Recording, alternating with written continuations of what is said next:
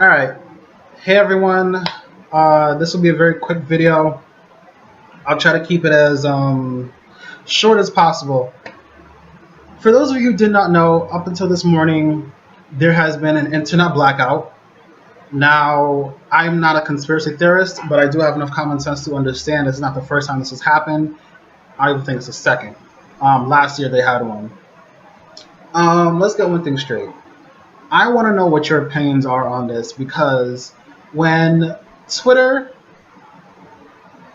Amazon, PayPal, Shopify, a whole bunch of things start shutting down. If the whole internet in this country starts shutting down, what are y'all gonna do? Now, don't. On a serious note, I have two things. One, I love to read books. Personally, I'd be good. I got an adult coloring book. I have these are just physical books because I live in an apartment now. I can't, have an entire array of books anymore. But I have my ebook. Uh, Always got water. Have a tons of dried and canned food in my cupboards. I'm good to go. Um, what's your children gonna do? Because if I remember correctly, there's a lot of stories out there, hundreds, probably thousands, of kids murdering or attempting to murder loved ones, family members who take away their PS4, their Xbox One, their cell phones. What are you gonna do? What are you gonna do? What are you gonna do? I don't know, my voice is so high. Whatever. But on a serious note, what are you guys gonna do? We already know the situation is happening with Russia right now.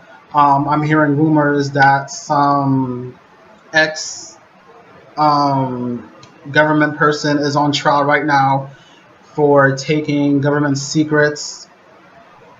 That is at the moment a lot higher than Snowden did. You know, that guy who got in trouble years back for basically showing us all that the U.S. government has been spying on us for years without our permission. People still don't care about that. They say, "Oh well, that's natural." That got me fucked up. But long story short, do you have any plans in mind? Do you honestly have any type of way of making sure your family is safe if the phone lines go down, if there's no more internet access? Let's be honest, a lot of us, even though I think that there's a study saying that only 30 or 50% of the US actually has internet access. So for some people, it probably won't even be anything. But yeah, I use it for everything. What's going to happen to all of your content? For those of you who are bloggers, YouTubers, whatnot, do you have everything that you create on an external hard drive that you update constantly or at least regularly? I know I do. I have what's it called?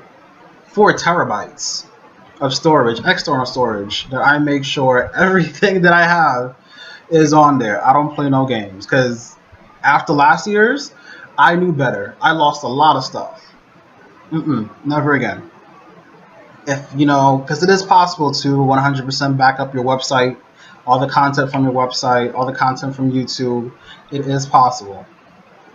If you have a storage cloud, that's great too, but make sure you have an external because you never know when any of those companies will shut down for whatever reason. There are a lot of countries that do not allow their citizens, their sheeple, to actually have access to the internet. And if on the rare chances that they do, things like Facebook, Twitter, Instagram, all these places are completely X'd out of the picture. They're not allowed to use these sources. We live in a very fucked up system. Even though sometimes, we think that we have some sort of freedom because we get to do stuff like this. I I want you guys to really think about what are you doing? What can you do? If some shit goes down, do you have food and water? Do you know how to grow your own food?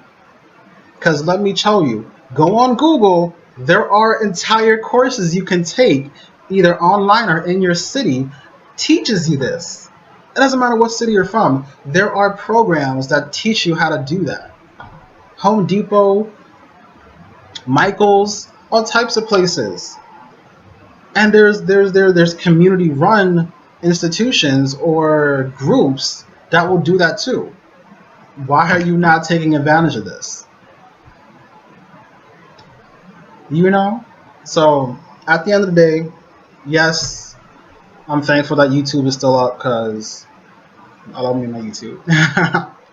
But on a serious note, get your shit together. Peace.